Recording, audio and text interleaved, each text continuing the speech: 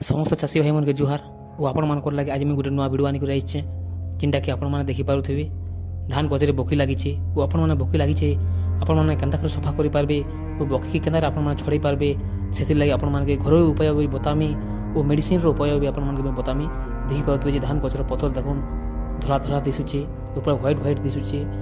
ଓ ଯେନ୍ଟାକି ଧାନର ପତରକେ ବି କୀଟମାନେ କାଟି ଦେଇଛନ୍ ଯେନ୍ କୀଟମାନେ କି ଭୂଷା କିରା ଭଳିଆ ଦିଶଥିସନ୍ ସିଂଫିଟୁ କୀଟମାନେ ଯେନ୍ଟାକି ଲମ୍ବା ଲମ୍ବା କୀଟମାନେ ଇ କୀଟମାନେ ବହୁତ ରହେସନ୍ ଇ ଜାଗାରେ ଯେନ୍ଟାକି ଆପଣଙ୍କର ଧାନକେ ବି ପୁରା କାଟି ଦେଇଥିସନ୍ ଓ ଯଦି ରସ୍ ଚଉଥିବାର କୀଟମାନକେ ବି ଆପଣମାନେ ଗୋଟେ ମେଡ଼ିସିନ୍ ରେଖା ଆପଣମାନେ ଖତମ କରିଦେଇପାରିବେ ଯେନ୍ଟାକି ଆପଣମାନଙ୍କୁ ମୁଇଁ କହେମି ଯେନ୍ଟାକି ଘରୋଇ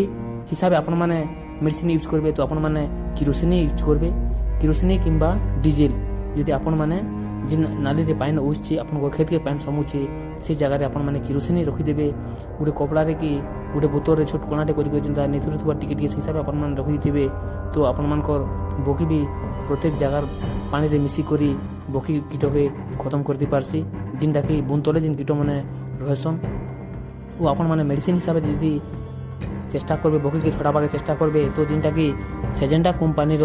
মেটাডোর নারে ই মেডিসিন যেটাকি মিলুছে ও তার কম্পোজিশন দেখবা বেলে লেমড়া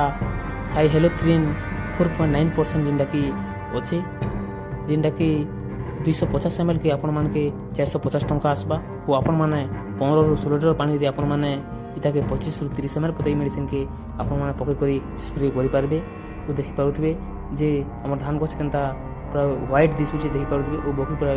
ବହୁତ ଲାଗିଛନ୍ ଓ ଧାନ ପତ୍ରକେ ବି ବହୁତ ଛେଦୁଛନ୍ ଏହି ହିସାବେ ଆପଣମାନେ ଯଦି